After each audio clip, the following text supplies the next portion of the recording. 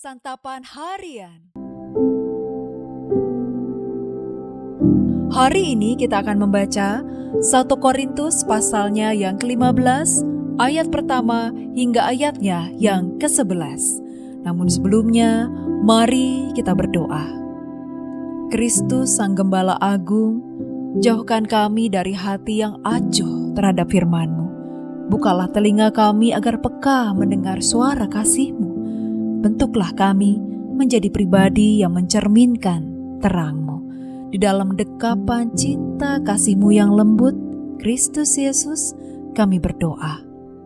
Amin. 1 Korintus 15 ayat 1-11. Sekarang saudara-saudara, aku mau mengingatkan kamu kepada Injil yang aku beritakan kepadamu dan yang kamu terima dan yang di dalamnya kamu teguh berdiri. Melalui Injil itu kamu diselamatkan seperti yang telah kuberitakan kepadamu, asal kamu teguh berpegang padanya, kecuali kalau kamu telah sia-sia saja menjadi percaya. Sebab yang sangat penting telah kusampaikan kepadamu, yaitu apa yang telah kuterima sendiri, ialah bahwa Kristus telah mati karena dosa-dosa kita sesuai dengan kitab suci, bahwa ia telah dikuburkan, dan bahwa ia telah dibangkitkan pada hari yang ketiga sesuai dengan kitab suci, bahwa ia telah menampakkan diri kepada Kefas dan kemudian kepada ke-12 muridnya. Sesudah itu ia menampakkan diri kepada lebih dari 500 saudara sekaligus. Kebanyakan dari mereka masih hidup sampai sekarang, tetapi beberapa di antaranya telah meninggal. Selanjutnya ia menampakkan diri kepada Yakobus, kemudian kepada semua rasul. Yang paling akhir dari semuanya, ia menampakkan diri juga kepadaku, sama seperti kepada anak yang lahir sebelum waktunya. Sebab akulah yang paling hina dari semua rasul, bahkan tidak layak disebut rasul, karena aku telah menganiaya jemaat Allah. Namun karena anugerah Allah, aku ada sebagaimana aku ada sekarang.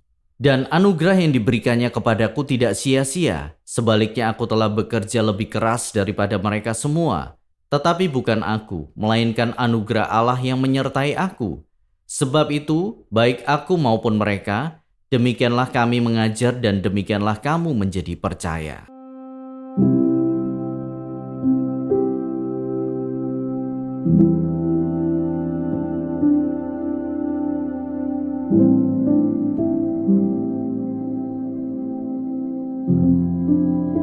Sahabat Scripture Union Indonesia, seorang pemahat kayu tua terkenal karena keahliannya mengubah balok kayu kasar menjadi patung yang bernilai tinggi.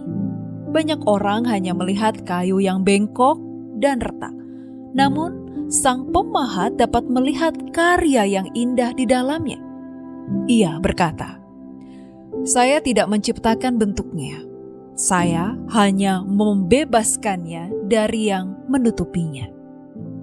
Demikian pula Allah memandang hidup kita, bukan sebagai sesuatu yang rusak dan tak berguna, melainkan sebagai bahan mentah yang siap dibentuk oleh kasih karunia-Nya menjadi sesuatu yang indah. Dalam suratnya kepada jemaat di Korintus, Paulus mengingatkan kembali Injil yang telah mereka terima dan menjadi dasar iman mereka. Paulus menekankan inti Injil, yaitu Kristus telah mati karena dosa-dosa mereka, dikuburkan dan dibangkitkan pada hari ketiga sesuai dengan kitab suci. Bagi Paulus, kabar baik ini bukan hanya doktrin, tetapi pengalaman pribadi. Ia menyebut dirinya sebagai yang paling hina dari semua rasul, karena perbuatan masa lalunya ketika ia menganiaya jemaat Allah. Namun dia kembali mengingat bagaimana Allah merangkul dirinya, mengangkatnya sebagai rasul dan mengubahnya menjadi pribadi yang baru. Kini ia menyatakan betapa besar anugerah Allah yang menyelamatkannya dan menyertainya, yang menjadikan dirinya pengajar serta saksi Injil yang kuat. Tidak ada satupun dari kita yang terlalu rusak untuk dipakai oleh Allah. Apapun latar belakang kita, bagaimanapun masa lalu kita, Kristus mampu memulihkan, mengubahkan, dan menyempurnakan kita. Tak ada yang dapat menebus dan mengubah hati manusia secara sepenuhnya selain darah Yesus. Jika kita masih terus menoleh ke masa lalu dengan penyesalan, mari kita arahkan pandangan kepada anugerah Allah. Janganlah tinggal dalam rasa bersalah, melainkan layani Tuhan dengan sekuat tenaga dan ucapan syukur sebesar-besarnya, karena kasih-Nya menjadikan kita sempurna. Kita adalah hasil karya-Nya. Mari kita berdoa. Kristus yang agung, ketika dunia melihat kelemahan dan kegagalan kami, Engkau tetap memandang hidup kami sebagai tanah liat yang berharga di tangan kasih-Mu. Dengan sabar dan penuh anugerah, bentuklah hati kami yang rapuh ini menjadi karya yang indah, kuat, dan berguna bagi kemuliaan nama-Mu. Kami percaya bahwa tidak ada hidup yang terlalu hancur untuk dipulihkan oleh kasih karunia-Mu yang ajaib. Di dalam damai dan cinta-Mu ya Kristus, kami berdoa. Amin.